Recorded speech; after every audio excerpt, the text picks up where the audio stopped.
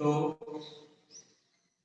हमारे पास एक फॉर्मूला बन करके आया था, अगर दो वेक्टर्स को ऐड करेंगे तो उसका रिजल्टेंट हमें मिलेगा कैसे बेटा, under root a square plus b square plus 2ab cos theta.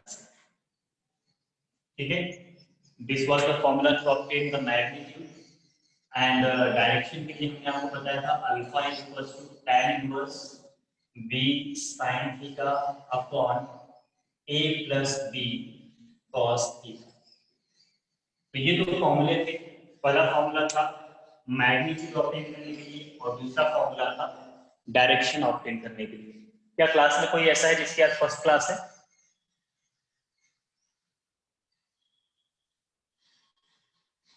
कोई ऐसा है जिसकी आज फर्स्ट क्लास है बेटा? ठीक, तो ये फॉर्मूला बना था फॉर द एडिशन। अगर आप दो वेक्टर को ऐड कर रहे हैं तो उसके लिए ये फॉर्मूला बना था। यहीं पर एक और फॉर्मूला मैं लिखता हूं बेटा फॉर सब्सट्रैक्शन। अगर वेक्टर को सब्सट्रैक्ट करना है आपको तो उसके लिए क्या फॉर्मूला बनेगा? The formula becomes under root a square plus b square minus 2ab cos theta। ये सब्ट्रैक्टिंग के लिए होता है बेटा, और alpha is equals to tan inverse b sin theta upon a minus b cos theta. तो आज का हमारा लेक्चर इन फॉर्मूलों के एप्लीकेशन पर बेस्ड होगा, कैसे हम इन फॉर्मूलों को यूज करेंगे ड्यूरिंग द न्यूमेरिकल्स। ठीक है, तो ऐड करेंगे तो हमें क्या मिलेगा, मैग्नीट्यूड मिलेगा, डायरेक्शन मिलेगा। दोनों मैग्नीट्यूड और डायरेक्शन को आप आसानी से कैलकुलेट कर पाएंगे। वेक्टर को रिजॉल्व करना मैं आपको पिछली क्लास में बता चुका हूं बेटा, है ना? दो वेक्टर्स को आपस में कैसे रिजॉल्व करते हैं और किसी वेक्टर को कैसे रिजॉल्व करते हैं, उसका हॉरिजॉन्टल कंपोनेंट वर्टिकल कंपोनेंट कैसे पॉइंट आउट करते हैं, इसकी बातचीत हमने कर रखी है। ठीक, अब आज हम उसको न्यूमेरिकली अप्लाई करेंगे, कुछ क्वेश्चंस लेंगे और पता लगाएंगे कि कैसे उसको यूज करना है। ठीक, और ये इंपॉर्टेंट टॉपिक है बेटा, टेस्ट में जब कभी भी ये टेस्ट में आएगा तो इसके क्वेश्चन आपको जरूर मिलेंगे।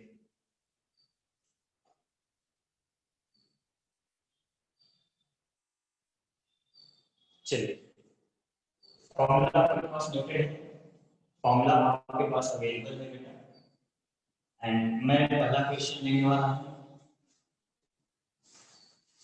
क्वेश्चन को ध्यान से पढ़ना है और फिर आंसर देना है। सबसे पहले एक सिंपल सा क्वेश्चन लेता हूं। If two forces of 3 Newton and 4 Newton acts on an object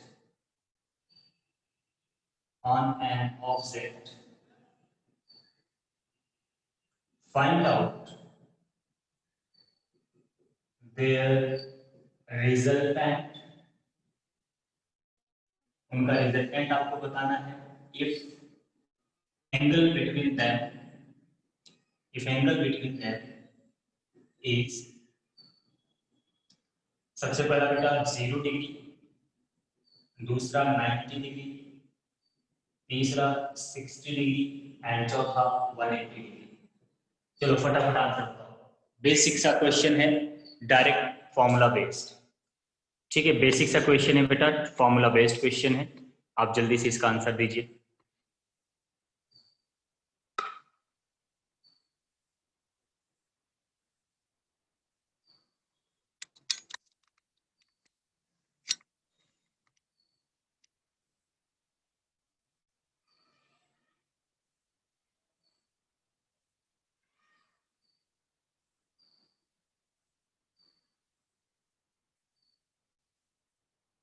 first का आंसर आ गया। Is it 7 Newton? वेट। हाँ बेटा, फिर से बोलो, क्या बोला आपने? So is it 7 Newton? 7 Newton, right. What will be direction? 0 degree, है ना? उसी डायरेक्शन में आएगा जिस डायरेक्शन में 3 न्यूटन 4 न्यूटन एक्ट कर रहे हैं। केस नंबर 1 जो मैंने आपको पहला केस आपको बताया था, याद होगा, है ना, कल मैंने केसेस डिस्कस किए थे। तो अगर दो वेक्टर एक दूसरे के पैरेलल होते तो उनको डायरेक्टली a प्लस बी कर दोगे तो मैग्नीट्यूड मिल जाएगा, और रिजल्टेंट का डायरेक्शन क्या होता है बेटा, उसी डायरेक्शन में आता है जिस डायरेक्शन में दोनों फोर्सेस एक्ट कर रहे हैं। ठीक, फर्स्ट का आंसर आ गया क्या, अकॉर्डिंग टू आवर फॉर्मूला, चलो मैं सीधे फॉर्मूले से निकालता हूं, under root 3 square plus 4 square plus 2ab, sorry ab मतलब हो गया ना 2 into 3 into cos 0, तो ये आपको मिलेगा under root 3 square plus 4 square plus 2 into 3 into 4 that is 3 plus 4 that is 7 newton. तो अगर दो फोर्सेस एक साथ एक ही डायरेक्शन में एक्ट कर रहे हैं तो उनका रिजल्टेंट आएगा कितना बेटा, 7 न्यूटन। एंड जब आप अल्फा निकालेंगे तो alpha will be equal to tan inverse b sin theta का मतलब हो बेटा 4 sin 0 अपॉन a मतलब हो गया 3 plus 4 cos 0 and finally you will get the 0। इसका मतलब है कि फर्स्ट का आंसर है 7 न्यूटन, ठीक है, along the direction of 3 Newton और 4 न्यूटन, क्योंकि दोनों एक ही डायरेक्शन में एक्ट कर रहे हैं। ठीक, फर्स्ट का आंसर आ गया बेटा, सेकंड का आंसर बताओ जल्दी से। So magnitude, is it 5 Newton? Magnitude 5 Newton, बिल्कुल। And so direction should be tan inverse of 3/4 with the force of 4 Newton. Okay, tan inverse 3/4 with 4 Newton, बिल्कुल करेक्ट आंसर है बेटा। बाकी लोगों को आ रहा है?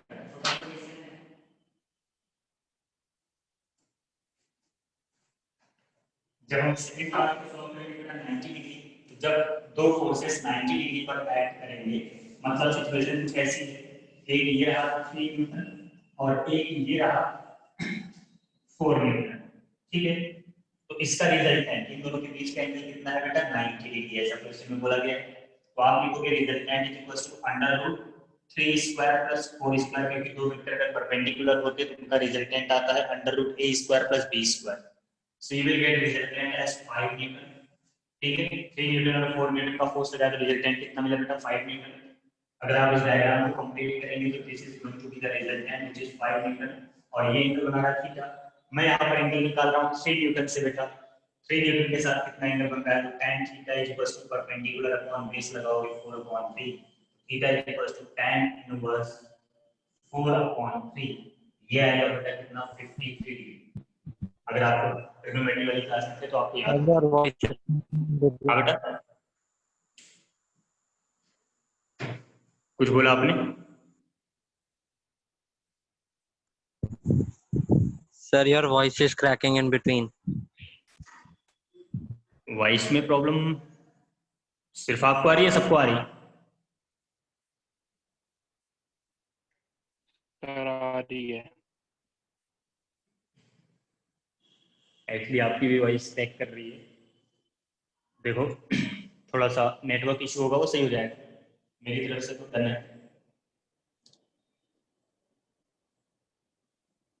तो जिसने ट्रिग्नोमेट्री की क्लास किया था बेटा उसको पता होगा 3/4/5 का अगर रेशियो होता है तो थीटा कैसे निकालते हैं, है ना। जो बड़ी वाली साइड होती है उसके सामने का एंगल कितना आता है 53, जो छोटी वाली साइड होती है उसके सामने का एंगल आता है 37। तो जिसने मुझे आंसर दिया था कि 4 न्यूटन के साथ tan इनवर्स 3/4, उसका आंसर 37 होगा बेटा। ठीक, चलिए दूसरा हो गया, तीसरा बताओ जल्दी से, तीसरा थर्ड बताओ बेटा।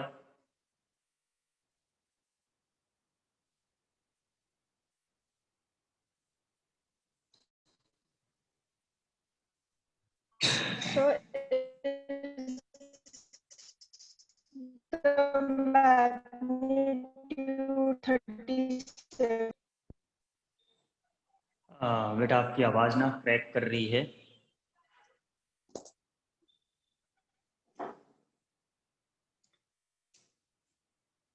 देखो मैं मैच कराता हूँ, आप बताना आपका आंसर सही है कि नहीं। देखो यहाँ पर क्या बोला है, एक फोर्स लगा 3 न्यूटन का, एक फोर्स लगा 4 न्यूटन का, कितने एंगल पर था बेटा, दोनों 60 डिग्री के एंगल पर। तो ये 60 डिग्री का एंगल बना देंगे। जब आप निकालेंगे तो आपको क्या मिलेगा, under root 3 square plus 4 square plus 2 into 3 into 4 into cos 60 degree. ठीक है,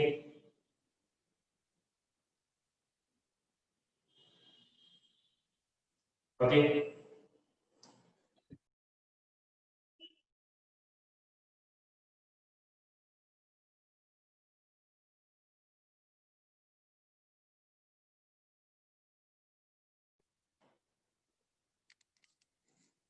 cos 60 होता है 1/2, ओके। तो cos 60 की वैल्यू यहाँ पर डालेंगे 1/2, ये हो जाएगा कितना 12, तो ये आ जाएगा अंडर रूट 37 न्यूटन। तो जो थर्ड केस है बेटा उसमें कितना आ रहा है, under root 37 newton, nearly 6 newton के आसपास। ठीक है ना, 6 जब 36 होता है तो नियरली 6 न्यूटन के आसपास रिजल्टेंट आएगा। अब पता लगाना है एंगल, कितने एंगल पर आएगा। तो एंगल कैसे पता लगाएंगे, alpha is equals to tan inverse b sin theta, मान लीजिए 4 sin 60 लिखा अपॉन 3 प्लस 4 cos 60। तो ये एंगल किसके साथ आ रहा है बेटा, 3 न्यूटन के साथ आ रहा है। याद होगा आपको बताया था, ये एंगल आ रहा है 3 न्यूटन के साथ। ठीक, जस्ट अ सेकंड।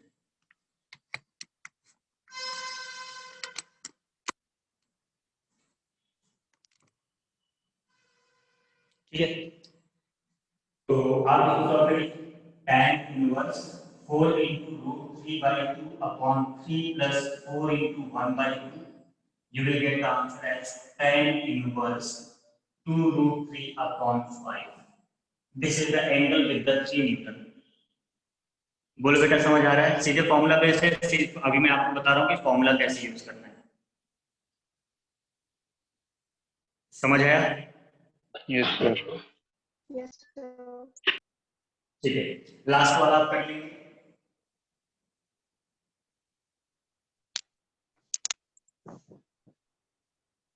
लास्ट वाला आप कर लेंगे बेटा। So the resultant of the line. हाँ बेटा, Plus minus 1 Newton. -1 नहीं बेटा, 1 न्यूटन आएगा और डायरेक्शन इधर अलोंग द 4 न्यूटन, जो Yes, sir.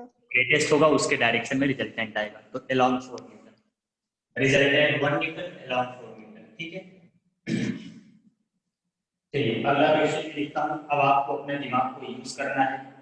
ठीक है, थोड़े से स्टैंडर्ड क्वेश्चन आएंगे। जो नेक्स्ट क्वेश्चन है बेटा हमारे पास, मैं स्टेटमेंट लिख रहा हूँ उसका, the greatest and least resultant of two forces is 10 Newton and 6 Newton। दो फोर्स है बेटा और उन दोनों फोर्सेस के ग्रेटेस्ट और लीस्ट रिजल्टेंट जो है वो है 10 न्यूटन और 6 न्यूटन। फिर आपसे बोला गया if each force increased by 3 Newton, अगर हर एक फोर्स को 3 न्यूटन बढ़ा दिया जाए, ठीक है, then find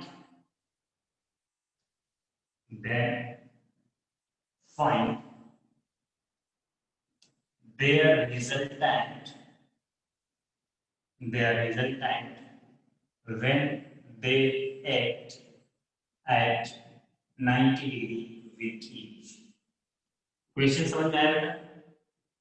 क्वेश्चन को ध्यान से पढ़ लोगे और समझ लोगे तो आंसर आपको मिल जाएगा। क्वेश्चन को अगर आप ध्यान से पढ़ोगे तो आपको यहाँ पर ये बोला गया है कि किसी दो फोर्स का जो ग्रेटेस्ट और लीस्ट रिजल्टेंट है वो है 10 न्यूटन और 6 न्यूटन का। ठीक है, और अगर हर फोर्स को 3 न्यूटन बढ़ा दिया जाए, then what will be the resultant if they will act at 90 degree with each। 3 Newton बढ़ाने के बाद उनको 90 डिग्री पे एक्ट कराया जाए तो what will be the resultant।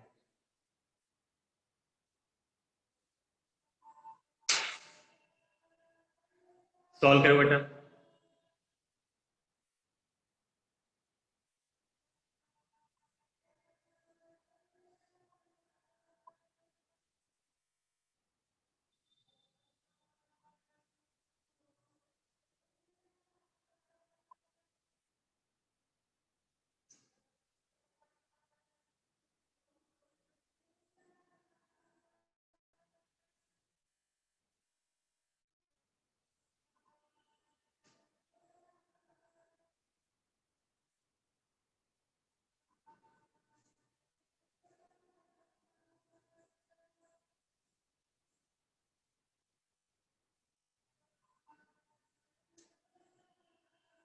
Solve कर रहे हो ना बेटा?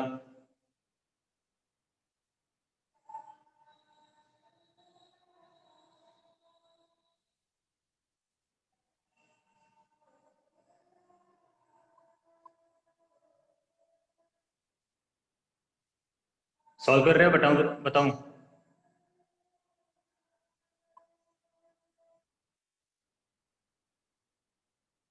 सर कर रहे हैं। ओके ठीक।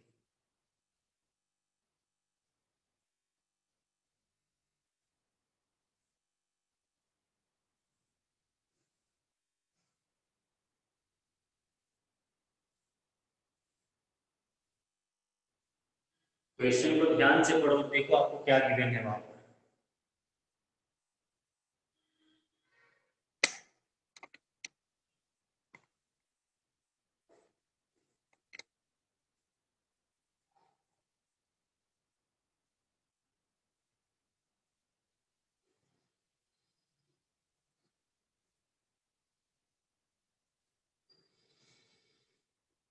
क्वेश्चन में आपको क्या गिवन है? आपको क्वेश्चन में दो फोर्सेस का रिजल्टेंट गिवन है, ना कि दो फोर्सेस गिवन है। The greatest and least resultant of two forces.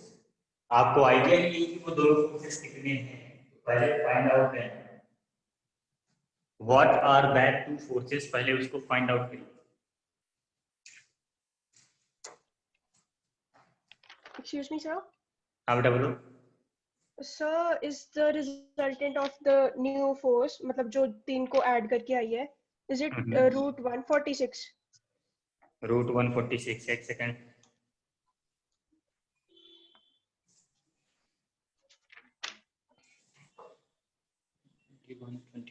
One 21 और 25 कितना बोला बेटा आपने? Yes, sir. कितना बोला आपने आंसर? Sir, root 146. बिल्कुल correct answer. And sir, direction no, tan inverse of 5 by 11 with 11 newtons. बिल्कुल। देखो बेटा आपको क्या दिया गया था, आपको रिजल्टेंट गिवन था, आपको दो फोर्स नहीं गिवन है। आपको ये बोला गया कि कोई दो फोर्स थे, मान लो कोई let forces A and B. हमने मान लिया कि दो फोर्सेस है ए एंड बी, तो जो ग्रेटेस्ट रिजल्टेंट है, पिछली क्लास में मैंने आपको समझाया था बेटा ए प्लस बी, ये होता है ग्रेटेस्ट रिजल्टेंट। दोनों को डायरेक्टली ऐड कर दो, ये आपको दिया गया 10 न्यूटन, और जो लीस्ट रिजल्टेंट होता है वो होता है a माइनस बी, ये आपको दिया गया 6 न्यूटन। याद करो कल वाली क्लास जब मैंने आपको केसेस समझाए थे, if the two vectors are in the same direction, मतलब अगर दो वेक्टर एक दूसरे के पैरेलल हैं, तो इन दैट केस क्या होता है बेटा, जो रिजल्टेंट आता है वो मैक्सिमम होता है। और अगर दो फोर्सेस एक दूसरे के एंटी पैरेलल होते, 180 डिग्री पर होते, तब उनका रिजल्टेंट क्या होता है बेटा, मिनिमम आता है। बाकी किसी भी एंगल पर उनका रिजल्टेंट निकालोगे तो मैक्सिमम से मिनिमम के बीच का ही आएगा। ये बात हमने पिछली क्लास में आपको समझाई थी, याद आया? Yes, sir. ठीक है बेटा, तो दो फोर्सेस थे, उनका ग्रेटेस्ट रिजल्टेंट दिया था, लीस्ट रिजल्टेंट, मतलब a प्लस बी 10 दिया था, a माइनस बी 6 दिया था। दोनों को साइमल्टेनियसली सॉल्व कर लो, a की वैल्यू आ जाएगी 16/2 दैट इज 8 न्यूटन, और जब आप सब्ट्रैक्ट करेंगे तो b की वैल्यू आ जाएगी 4/2 दैट इज 2 न्यूटन। तो जो दो फोर्सेस थे बेटा वो कौन कौन से फोर्सेस थे? एक फोर्स था 8 न्यूटन का, एक फोर्स था 2 न्यूटन का, अकॉर्डिंग टू द क्वेश्चन। मैंने कहा था ना क्वेश्चन को ध्यान से पढ़ना है बस, बाकी कहानी आसान है। अब उसके बाद उन्होंने क्या बोला, अगला स्टेप, हर फोर्स को इंक्रीज कर दिया 6 न्यूटन से। Each forces are going to be increased by 3 newton, so if each forces is increased by 3 newton, the new force will be a dash will be 8 plus 3 that is 11 newton, and b dash will be 2 plus 3 that is 5 newton, and now they are acting at an angle of 90 degree। जब दोनों forces को 3-3 Newton आपने बढ़ा दिया, तो अब वो कितने एंगल पर एक्ट कर रहे हैं? 90 डिग्री पर। तो जो न्यू रिजल्टेंट आएगा बेटा, r dash आप लिख सकते हो, it will be a dash square plus b dash square, क्योंकि परपेंडिकुलर है दोनों एक दूसरे के। a dash square मतलब 11 square plus 5 square, you will get under root 146 newton। ठीक है, so the resultant of the new forces will be under root 146 newton, जो कि आपसे क्वेश्चन में पूछा गया था। उनका रिजल्टेंट कितना हो जाएगा बेटा 146 न्यूटन। बोलो सबको समझ आया? Yes sir. क्लियर है ना? हर स्टेटमेंट को ध्यान से पढ़ना और उसके अकॉर्डिंग आपको स्टेप को फॉलो करना है। बहुत ही आसान है, कोई मुश्किल वाला काम नहीं है। And now if you want to find out the angle, ठीक है ना, तो आपने यहाँ पर एक बना दिया 5 न्यूटन का और एक इसके परपेंडिकुलर बना दिया 11 न्यूटन का। ऐसे आप इसको बनाओ कि ये रिजल्टेंट हो गया जो कि अंडर रूट 146 है। इसको आप मान लीजिए अल्फा, तो आप देखेंगे tan alpha equals to 11/5, alpha equals to tan inverse 11/5। ये एंगल आया फिर 5 न्यूटन। अगर 11 को नीचे बनाया 5 को ऊपर बनाया तो 5/11।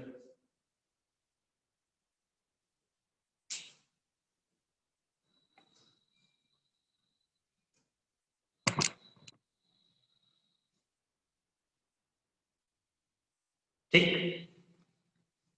आया बेटा समझ में? Yes sir.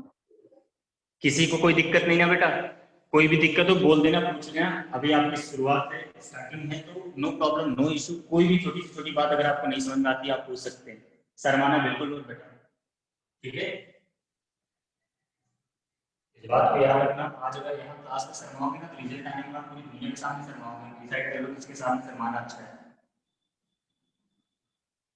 अब हम नेक्स्ट क्वेश्चन की तरफ बढ़ते हैं। आपको कोई भी चीज अगर नहीं समझ में आती, इवन अगर 2 + 3 5 कैसे हुआ वो भी नहीं समझ आता, वो भी मैं आपको काउंट करके बता दूंगा, लेकिन पूछ जरूर है। नेक्स्ट क्वेश्चन है बेटा, थोड़ा सा मतलब फिजिक्स है इसमें, थोड़ा सा फिजिक्स है और थोड़ा सा लॉजिक है, ठीक है ना? आप अपने लॉजिक को भी इसमें यूज करेंगे, ठीक है? तो देखिए जो अगला क्वेश्चन है हमारे पास वो ये है, if the resultant of two equal forces are equal to either okay, find out angle between them। ये मान के चलो बेटा, पेपर आपका चाहे मैं बनूं चाहे कोई भी बनाए, जब भी वेक्टर का क्वेश्चन पेपर होगा ना, आपको ये क्वेश्चन जरूर मिलेगा पेपर में। कहीं का भी टेस्ट पेपर आप उठा करके देखोगे वेक्टर का, आपको ये क्वेश्चन जरूर मिलेगा। क्वेश्चन समझ में आया? If the resultant of two equal forces are equal to either, find out the angle between them. सोचो, लॉजिक लगाओ, क्या लॉजिक है इसमें?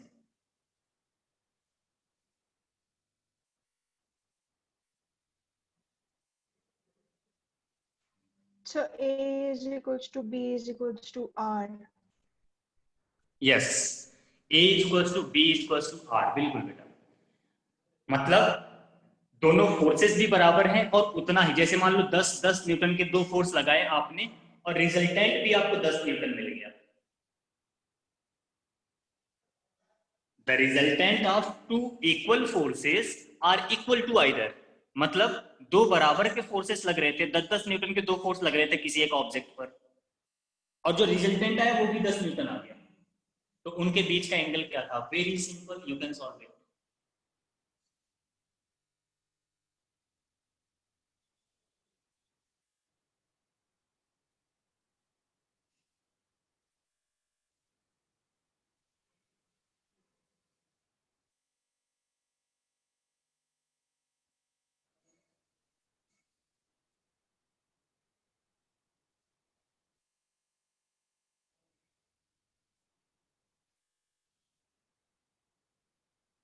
आ गया क्या आंसर? आया?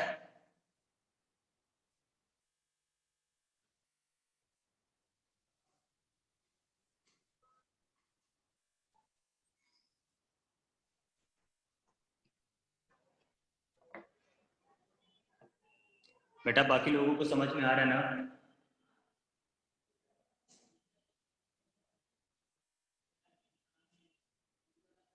कोई तकलीफ तो नहीं है बेटा?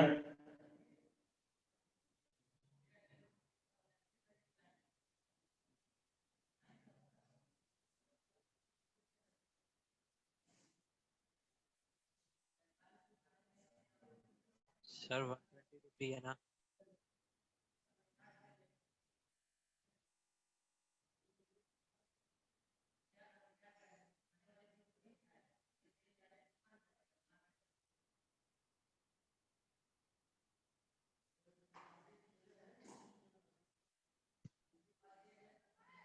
आंसर आया क्या? मैं सॉल्व करूं? सर थीटा देखो आपको 120 क्या डिग्री। बोल रहा है, resultant of two equal forces are equal to either, मतलब क्या है बेटा, रिजल्टेंट आर जो है वो बराबर है ए की, वो बराबर है बी के, ऐसा है। मतलब ए और बी आपस में बराबर है, थीटा जो 120 रिजल्टेंट है डिग्री। वो इसके बराबर है। तो थोड़ी देर में इसको मान लेते हैं x, ठीक है, मान लेते हैं कि वैल्यू कितना है बेटा, x। Then according to formula, resultant वाला फार्मूला लगाओ ना, under root a square plus b square plus 2ab cos theta, ये सर वाला फार्मूला थीटा लगाओ। Is equal to resultant 120 degree. अब r क्या बेटा, sir theta is equal to 120 degree. 120। 120 बिल्कुल बेटा, करेक्ट आंसर है। r इक्वल टू क्या हो गया, x, a क्या बोला बेटा, x स्क्वायर, b क्या बोला, x square, a into b equal to 2x square cos theta, ठीक। तो x स्क्वायर, इधर b स्क्वायर करके इसका स्क्वायर गायब हो जाएगा, 2x स्क्वायर कॉमन ले लो, अंदर बचेगा 1 प्लस cos थीटा। कैलकुलेशन में कहीं कोई दिक्कत हो बता, ठीक। तो 1/2 is equals to 1 plus cos theta, which indicates that cos theta is equals to 1/2 minus 1, that is minus 1/2।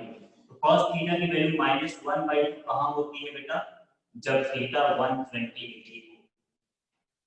आपको याद होगा मैंने ट्रिग्नोमेट्री की क्लास में आपको बताया था ASTC, ठीक है ना, ASTC, फर्स्ट क्वाड्रेंट में सारे पॉजिटिव, सेकंड क्वाड्रेंट में साइन और उसका उल्टा पॉजिटिव। तो अगर cos थीटा की वैल्यू नेगेटिव आ रही है बेटा, मतलब किस क्वाड्रेंट में है वो, सेकंड क्वाड्रेंट में, मतलब 90 से ज्यादा, 90 से कितना ज्यादा, 30 डिग्री, तो 120 डिग्री इसका आंसर।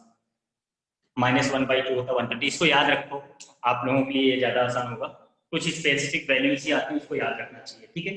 तो थीटा इज 120 डिग्री। अगर किसी को अभी कोई समस्या लग रही है इस क्वेश्चन में तो पूछो बेटा, आ गया समझ में? वैसे सॉल्यूशन देखने के बाद सबको समझ में आ जाता है। क्लियर है बेटा, कोई तकलीफ नहीं ना?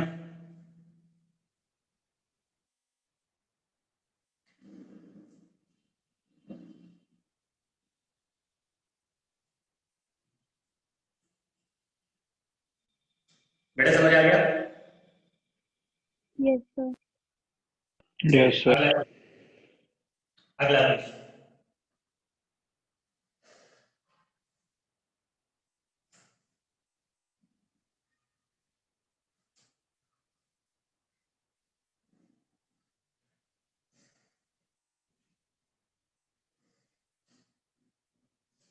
two forces has their magnitude in the, बेटा मैं ज्यादा छोटा तो नहीं लिख रहा हूं, अगर छोटा हो बताना, थोड़ा बड़ा लिखना। Two forces has their magnitude in the ratio of 3:5, ठीक है। दो फोर्सेस हैं और उनके मैग्नीट्यूड है 3:5 रेशियो, ठीक है ना। gives the resultant of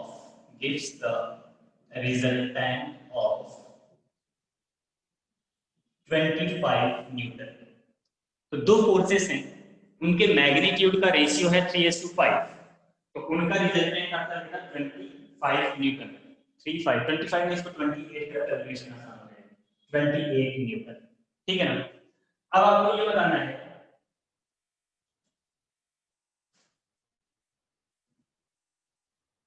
angle भी दे देता हूं, if the angle of inclination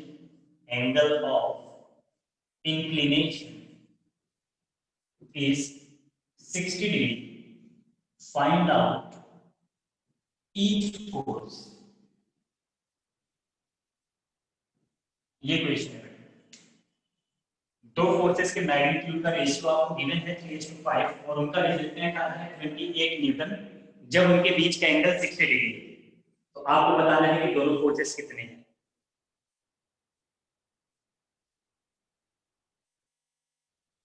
समझते हुए चलना बेटा, जो ना समझ में आए पूछते हुए चलना।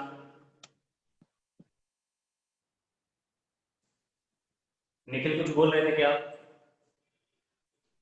No sir. Okay,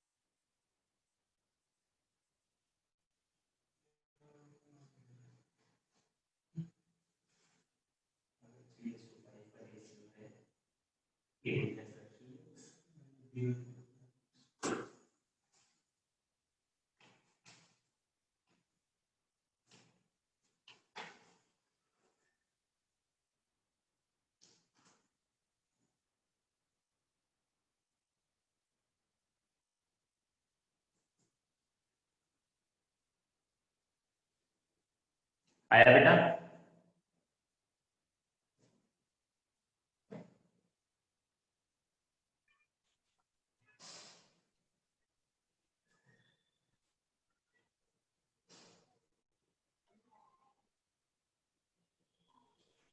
sir first force जो है वो 12 न्यूटन है।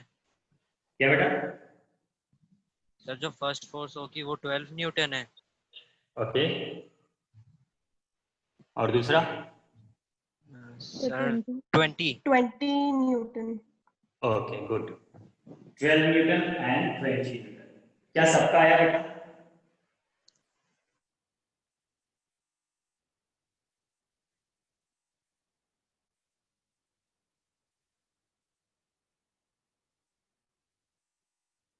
सबका आ गया?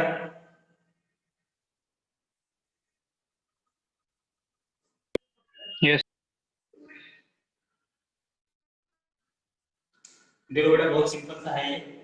आपको क्या कर लेना है, late a is equals to 3x and b is equals to 5x। 9th में आपने रेशियो एंड प्रोपोर्शन नाम से एक चैप्टर पढ़ा होगा, जहां आपको Yes, sir. सिखाया जाता है कि आप, है ना, कैसे रेशियो एंड Yes. प्रोपोर्शन को सॉल्व करते हैं। तो a is equals to 3x मान लिया, b is equals to 5x, और उसके बाद r is equals to आपको 28 न्यूटन दिया गया और थीटा आपको 60 डिग्री दिया हुआ है। Just apply the formula to find out the x। Under root a square plus b square plus 2ab cos theta, ये फॉर्मूला आप अप्लाई करिए और यहां से आप x की वैल्यू फाइंड आउट करिए, जो कि मेरे ख्याल से आपका 4 आएगा। ठीक है, तो जब x की वैल्यू आ जाएगी बेटा तो उसको वहां पर पुट करेंगे, तो a की वैल्यू हो जाएगी 12 और b की वैल्यू हो जाएगी 20। मैं इसको सॉल्व नहीं कर रहा हूं बेटा, मुझे लगता है कि आप सब लोग इसको सॉल्व कर लेंगे। Yes, sir. ठीक है, और बेटा अगर किसी को दिक्कत हो तो बोल देना, ठीक है ना? ऐसा नहीं कि मैंने बोल दिया तो नहीं सॉल्व करूंगा, अगर दिक्कत होगी तो मैं इसको भी सॉल्व करके दिखा सकता हूँ। आप सीखने आओ तो सीखो इसको, ठीक? चलिए अगले क्वेश्चन की तरफ बढ़ते हैं। पूरा सॉल्व करने की जरूरत नहीं ना भाई, केवल 2 ही लोग बोल रहे हैं क्लास में, बाकी सारे लोग शांत बैठो, बता देना अगर सॉल्व करना हो तो।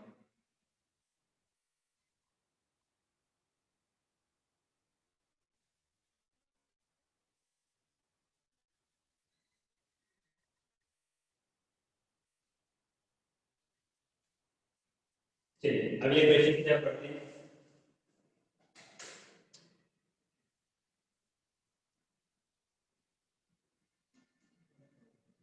The resultant of two vectors, vector A and vector B, is perpendicular to vector A। ठीक है बेटा, दो वेक्टर है vector A and vector B, और उनका जो रिजल्टेंट है वो परपेंडिकुलर टू वेक्टर ए आ रहा है, and its magnitude is half of the magnitude of vector. तो दो वेक्टर से बेटा ए एंड बी, उनका जो रिजल्टेंट है वो ए के परपेंडिकुलर है, और उसी रिजल्टेंट का इट्स मैग्नीट्यूड मतलब रिजल्टेंट का जो मैग्नीट्यूड है वो बी के मैग्नीट्यूड का हाफ है, बी के मैग्नीट्यूड का हाफ है। Find out angle between A vector and B vector. A vector और बी वेक्टर के बीच का एंगल कितना है ये बताना है आपको।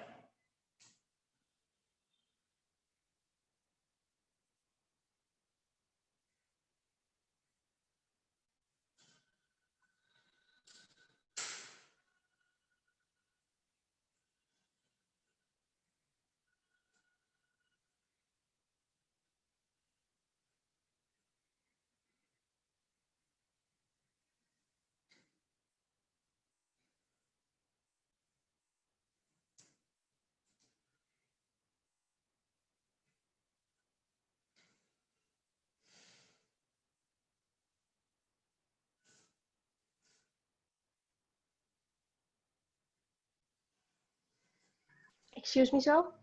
हाँ बेटा बोलो। Sir, is the answer 120? 120 नहीं बेटा, 120 नहीं। Sir, 150. 150, yes, it is correct answer. Yes, sir. आ गया. आ गया? Yes, sir. सर नहीं आया। नहीं आया है। ओके,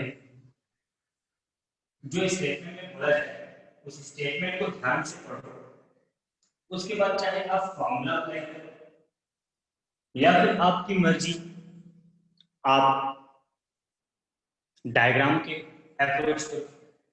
इस क्वेश्चन के लिए डायग्राम के लिए मच बेटर है। जो बोला गया है जरा उसके बारे में सोचो। आपने वेक्टर ए बनाया और जो रिजल्टेंट था वो वेक्टर ए के परपेंडिकुलर आया, ऐसा क्वेश्चन में बोला गया। ये रिजल्टेंट हो गया। The resultant of two vectors vector A and vector B is perpendicular to vector A, perpendicular to vector A. तो वेक्टर ए को बनाया और इसके परपेंडिकुलर हमने रिजल्टेंट वेक्टर को बनाया। तो वेक्टर बी किधर आएगा? ऑब्वियसली इधर कहीं आ नहीं सकता, क्योंकि बेटा दो वेक्टर का रिजल्टेंट हमेशा दोनों वेक्टर के बीच में आता है। तो ऑब्वियसली बी वेक्टर इधर कहीं होगा, हमने इसको इधर कहीं पर माना। ठीक, ये हो गया हमारा बी वेक्टर। मान लीजिए आपका ये बी वेक्टर है, ये रिजल्टेंट से थीटा एंगल पर है और ये एंगल आपको पता है 90 डिग्री। तो इनके बीच का जो टोटल एंगल हो गया वो 90 प्लस थीटा हुआ कि नहीं हुआ? ए और बी के बीच का जो टोटल एंगल हुआ बेटा वो 90 प्लस थीटा हुआ कि नहीं? बोलो बेटा, डायग्राम समझ में आ रहा है? Yes. Yes, sir. है ना? तो यहाँ पर जब आप फाइंड आउट करेंगे, आप यहाँ पर इसका कंपोनेंट निकालिए, बी का कंपोनेंट निकालिए, ठीक है? तो जब आप बी का कंपोनेंट निकालोगे तो आपको पता चलेगा कि रिजल्टेंट बी cos थीटा के बराबर है। बोलो, कंपोनेंट याद आया? जिसके साथ एंगल बनता है उधर पर cos आता है,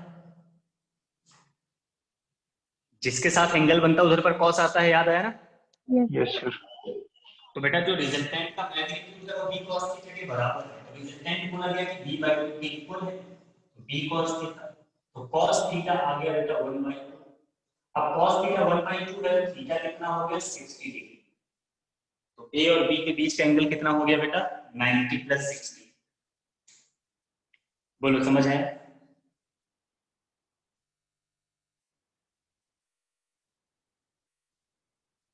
बोलो बेटा समझ आया?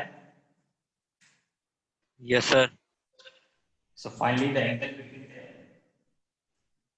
A and B के बीच का एंगल हो जाएगा, it will be 90 plus 60, that is 150 degree. तो समझ आ रहा है? Yes, sir. Yes sir. Yes, sir. ठीक, तो इस तरह के कुछ क्वेश्चंस बनते हैं। एक और कंपोनेंट के बेसिस पर क्वेश्चन कर लेते हैं बेटा थोड़ा सा, ठीक है? कंपोनेंट क्या मतलब, हमने जितने भी क्वेश्चन लिए फोर्स पर ही ले लिए, हालांकि इसकी जगह कोई भी वेक्टर क्वांटिटी हो सकता है, फोर्स की जगह वेलोसिटी, मोमेंटम, एक्सेलरेशन, व्हाटएवर कुछ भी हो सकता है, but the procedure is the same. ठीक है, प्रोसेस सेम है। एक और क्वेश्चन ले लेता हूं और आपका ये पूरा का पूरा जो कहानी था वो आपको अच्छे से समझ में आ जाएगा कि how to use that formula जो हमने पढ़ा। ठीक है, तो बेटा ये कुछ ऐसा है। अगला क्वेश्चन जो हमारे पास है उसमें ये कोई एक सर्कुलर आर्क है, ठीक है? ये कोई एक सर्कुलर आर्क है।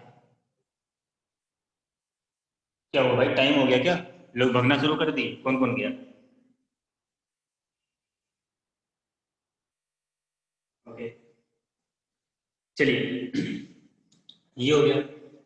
अब यहां पर मान लीजिए सर्कुलर आपका सेंटर है बेटा, और एक पार्टिकल है जो इसके ऊपर स्लाइड कर रहा है, ठीक है? एक पार्टिकल है जो इसके ऊपर स्लाइड कर रहा है, तो यहाँ पर इसकी कुछ एक वेलोसिटी है। देखो क्या जो वेलोसिटी आएगी यहाँ पर वो टेंजेंशियल वेलोसिटी आएगी, ध्यान से समझना उसको। ये वेलोसिटी है इसकी v/वेक्टर, ठीक है? और ये 90 डिग्री पर था। ठीक, तो एक पार्टिकल पॉइंट पी से स्टार्ट करता है विद वेलोसिटी v1, ठीक, और ये फिर पहुंच जाता है यहाँ पर, और जब ये यहाँ पर पहुंचता है तब इसकी वेलोसिटी हो जाती है बेटा v, ठीक।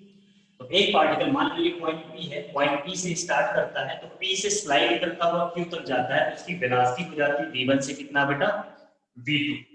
तो अगर वेलोसिटी इसकी v1 से v2 हो जाती है और ये जो टोटल मूवमेंट इसका हो रहा है वो हो रहा है 60 डिग्री का, तो आपसे पूछा गया है what will be change in velocity, ठीक है, what will be change in velocity अगर v1 का मैग्नीट्यूड आपको दिया जाए 3 मीटर पर सेकेंड और v2 का मैग्नीट्यूड आपको दिया जाए 4 मीटर पर second.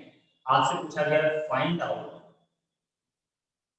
Change in velocity, change in velocity, velocity में कितना चेंज आएगा।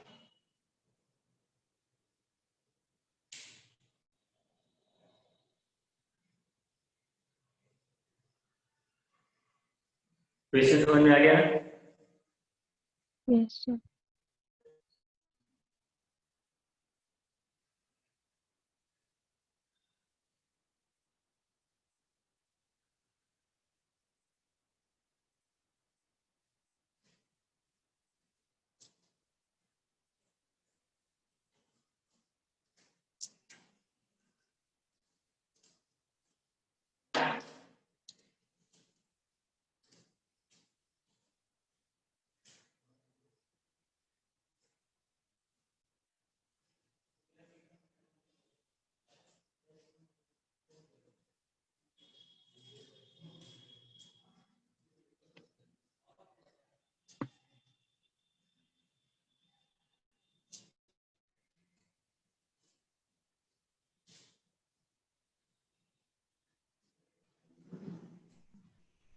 Yes sir.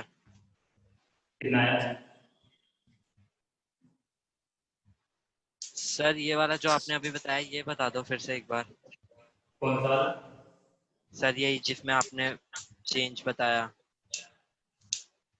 देखो यहाँ पर वेलोसिटी इसकी v1 थी, तो स्पीड जो था 3 मीटर पर सेकंड था, जब वो p से स्टार्ट करता जब q पर पहुंचता तो स्पीड हो जाता 4 मीटर पर सेकंड, और पूरा कितना एंगल ये मूव कर गया बेटा 60 डिग्री का एंगल मूव कर गया।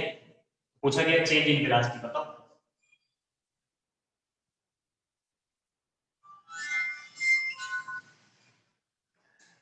डायग्राम बनाओ समझ आ जाए।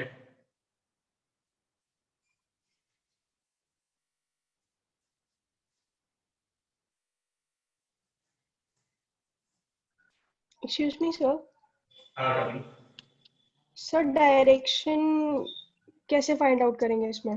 सर होगी इसमें मैग्नीट्यूड डायरेक्शन आया फाइंड क्या? आउट? मैग्नीट्यूड आया क्या? सर आया तो है पर पता नहीं सही है।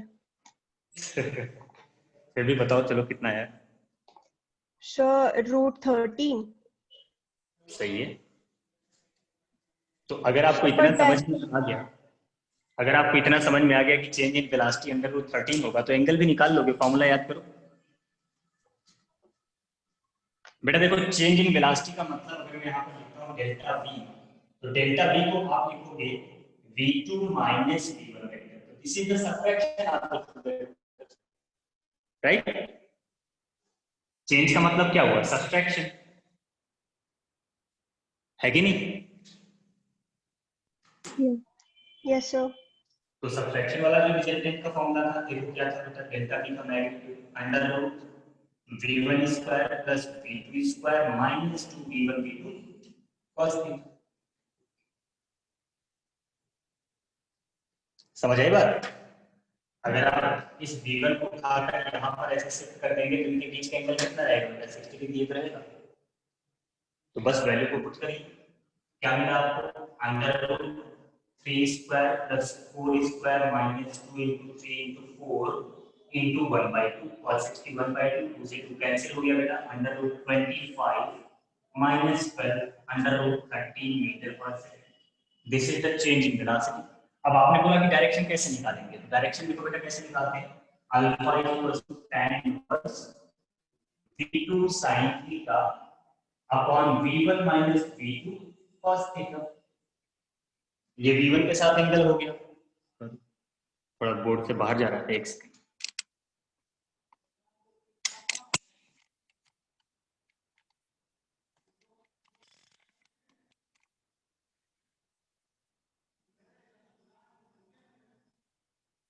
ठीक है, अब यहाँ पर वैल्यू tan इनवर्स V2 कितना है 4 sin 60 अपॉन 3 माइनस 4 cos 60।